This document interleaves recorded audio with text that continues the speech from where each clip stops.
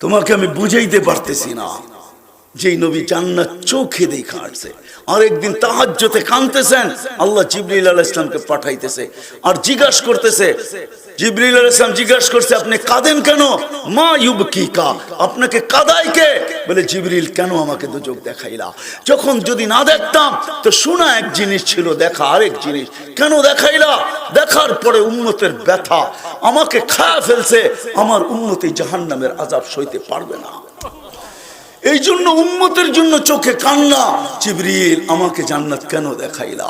যখন আমি জান্নাত দেখছি আমার উম্মতের ব্যথা আমাকে খায়া ফেলতেছে, আমার উম্মত এই জান্নাতকে হারাইতে পারবে না, আমি চাই না আমার উম্মত জাহান্নাম জান্নাতকে হারাক, এই জন্য আমার চোখের পানি।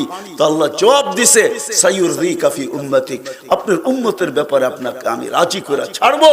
তো ওই সময় জিবরিল আলাইহিস সালামকে বলতেছে, জিবরিল তোমাকে সাক্ষী রাখতেছি, আমার একজন উম্মত যতক্ষণ পর্যন্ত জাহান্নামে থাকবে, আল্লাহর ইজ্জতের কসম, জাতের কসম, আমি আল্লাহর উপরে রাজি হব না, না, না, না, না, না। ওই রাসূল আমাদেরকে চোখে দেখা আয়েশা বলছে, যুবক কি কি রাখা আছে? গান চাও, নাচ চাও, কি চাও? সৈকত চাও, কি চাও? একটা দেখাও তুমি আমাকে যে আমি এটা আছে কিনা। সাহাবা এক একটা জিজ্ঞাসা করছে, তো আল্লাহ রাসূল কোরআনের এক আয়াত করে শোনায় দিয়েছে, মা তাশতাহি, তোর মনে আসলে অবশ্যই তুই পাবি, পাবি, ওটা না পাওয়ার জায়গা না। দেখা দেখা এসে এক একটা সেক্টর বর্ণনা করছেন, সময় নাই।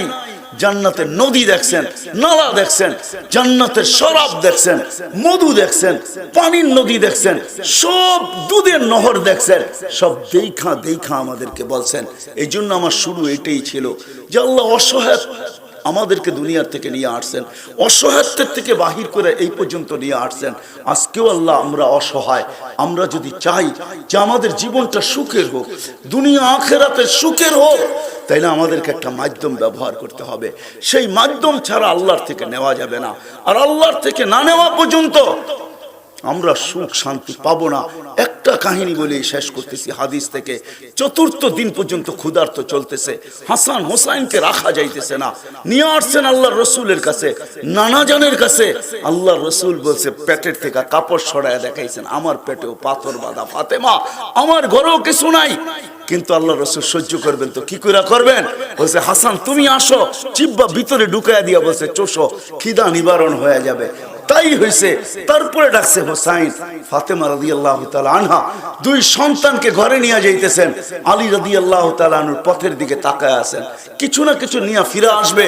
কিন্তু বিকালে যখন ফিরতেছেন সন্ধ্যায়, তো দেখতেছেন হাত দুইটা খালি। ঘরের পাশে যখন চলে আসছেন তো আওয়াজ দিছেন, আলী। তাকায় দেখছেন, বলে, আলী চেহারা মলিন কেন? বলে, আজকে কিছু জোটে নাই।